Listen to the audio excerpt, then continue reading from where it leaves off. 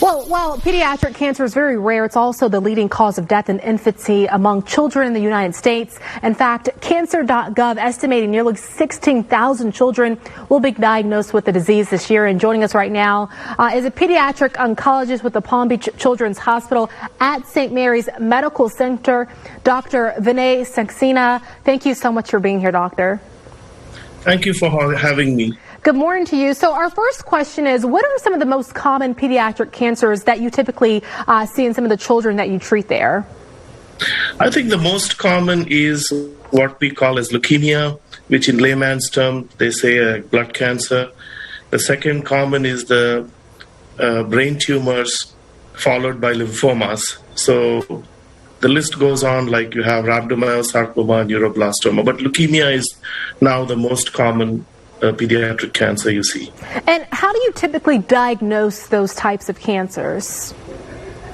See, most of the time, cancer is picked up in children who are relatively healthy.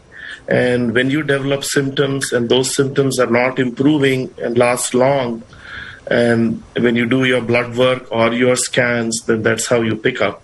Like example, leukemia, it can present with like a flu type of illness, and everybody initially thinks it's a flu, and when things don't improve, you continue to see that your fevers are not getting improved, you look more pale than usual, you start getting bruising, and that's when you do a simple blood test like CBC, you see the counts getting affected, and then you work them up, and a bone marrow clinches the diagnosis. Now, of course, with all cancers, early detection really is key. So are there any sort of symptoms that parents should watch out for?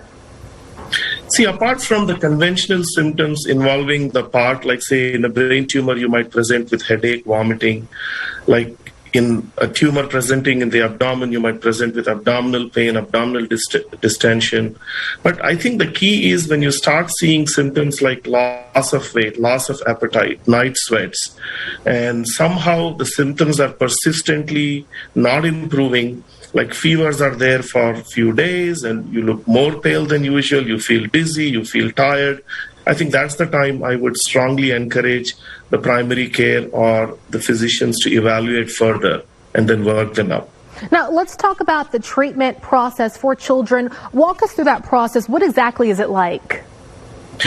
If you look at the oncology field in the last decade, I think we have really improved the treatment part. Currently, if you look at the overall prognosis in pediatric cancer, you're looking at 70-80% cure rate. And the one I talked about, leukemia, which currently has a cure rate of like over 90%. And our goal is to see if we keep improving that. So we started with the chemotherapy era where, majority of the children used to get chemotherapy. And then era came where we started targeting the cancer cells, what we call as targeted therapy. You can pinpoint the cancer cell and give the treatment. And now we are inching into the immune therapy era where you basically excite your body's immune system, which causes the cancer cell lysis. And so we have done a tremendous improvements, not only in the treatment, but even in the diagnosis part. Like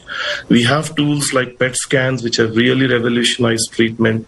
We have molecular pathology where you're looking at different genes and we are able to look at the targets on those cancer cell and pinpoint the treatment. So I think overall, we are going in the right shape. And with Children's Oncology Group, which is the premier body which does a lot of research and comes with the protocols which makes it easier for us to treat these children, we are inching towards that 100% target zone. Doctor, thank you so much. It is so important that we just continue to raise that awareness for childhood cancer. Thank you so much for being with us. For more information at home, you can visit the Palm Beach Children's Hospital website.